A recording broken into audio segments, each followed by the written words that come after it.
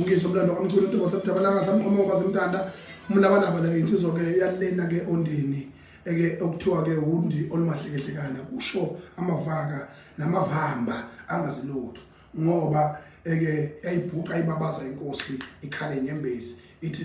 lolundi nithi kusewundi ngoba selumahlekhlekana nje awusigodlo senkosi ucetshwa kaMbande. Ngiyathemba ke ngani kwethu ukuthi ngizwakala lapha emakhaya uphinda kuphi la kufinyelela khona ke ngizwa online ngamakhakhaso moya upresident wamabhinqa umlando wasemachonweni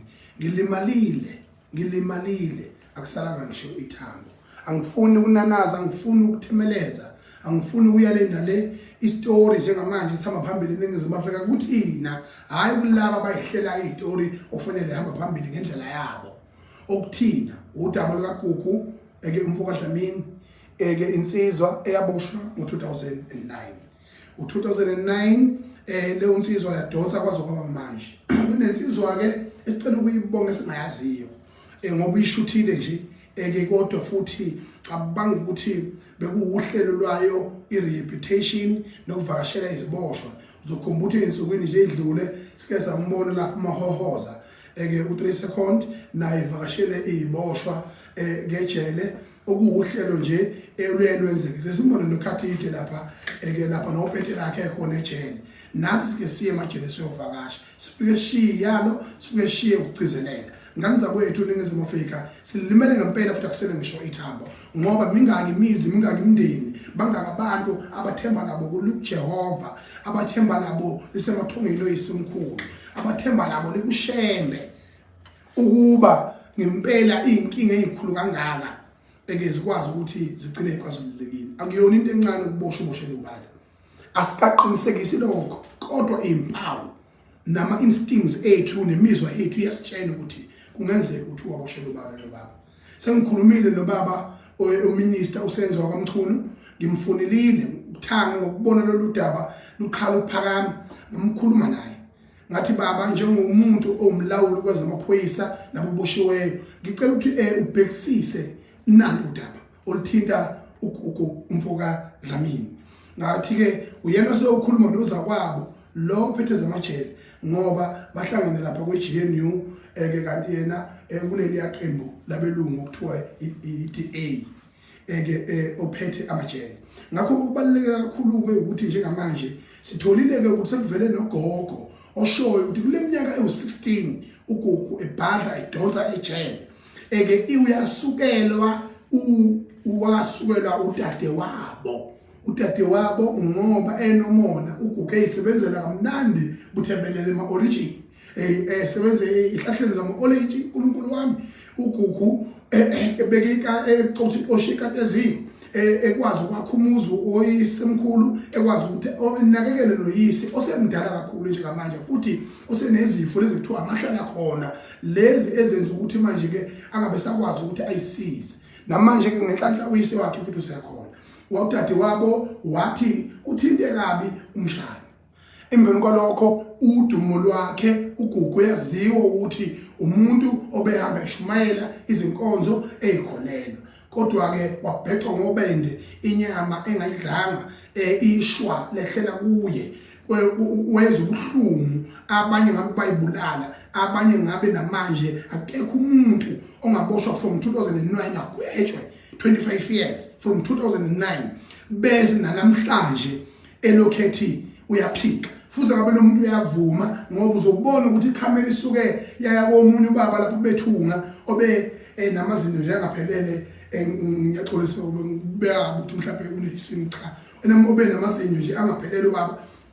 efake nebuku washo wathi yena wakwenza wazi waxwayisa abantu ukuthi weyinsizwa mathi esaphephuka isketi phambana naso ngamehlo ubheke le ungalokothi usondele ngoba akumnandi lapha engikhona nami impilo yami ngimdala ingakho izophelela ezaleni washo ukuthi cha babecishe belingane nje ke naye ngaleso sikhathi kodwa futhi babe ngavumelananga eke wamphoqa ngakho ke kubalekile ukuhlonipha abantu besifazane kubalekile ukuhlonipha izingane lekusasa elizayo kodwa uGugu ngiyacela eNingizimu Afrika sikusukumele ngayo yonke indlela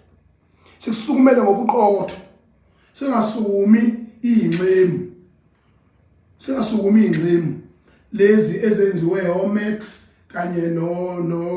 nomyeza ngoba lawo bafana bobabili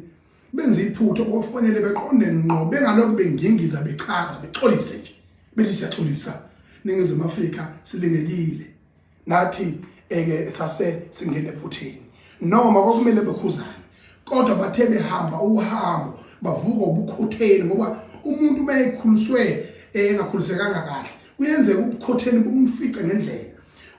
ibalulekile into okwazi ukuyikhokhela ngayo uwethu ungabona umuntu uthi hawu ozayo mengifica kunje ekunganjani engihlala ngikhuthaza abantu ngento esimple ngathi mina othi ungena endlini yangasese noma kuthiwa i-public toilet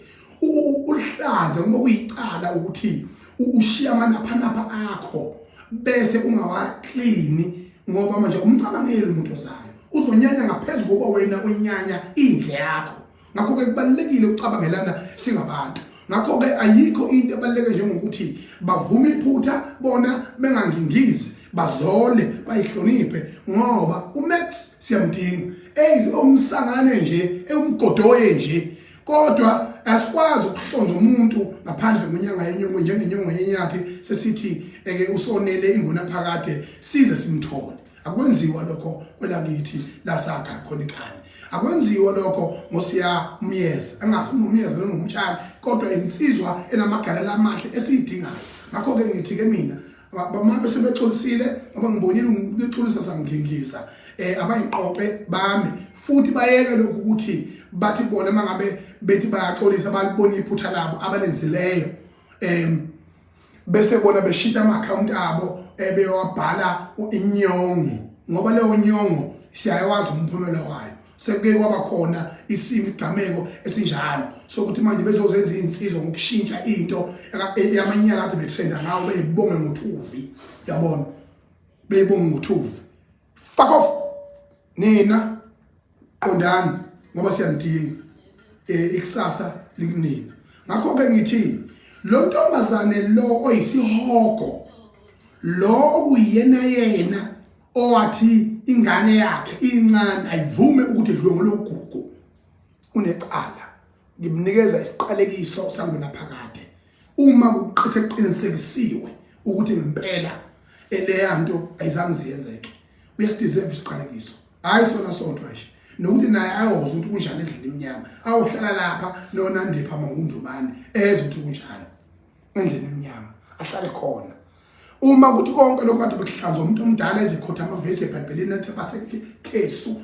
basekhesu bathi ngoba abantu besifazana abanjengalaba yibo abasibulalela izwe ngoba bazi kahle ukuthi bona izwi lomuntu wesifazane lizokala kangcono mayekhala kunezwi lendoda indoda idala umama inebhesi umuntu wesifazane bese kusuka lapho ke emveni kwalokho bese ke unyakaza wonke umhlaba bese uthi hawu umuntu wesifazane pho kanti uyena osuke ewunile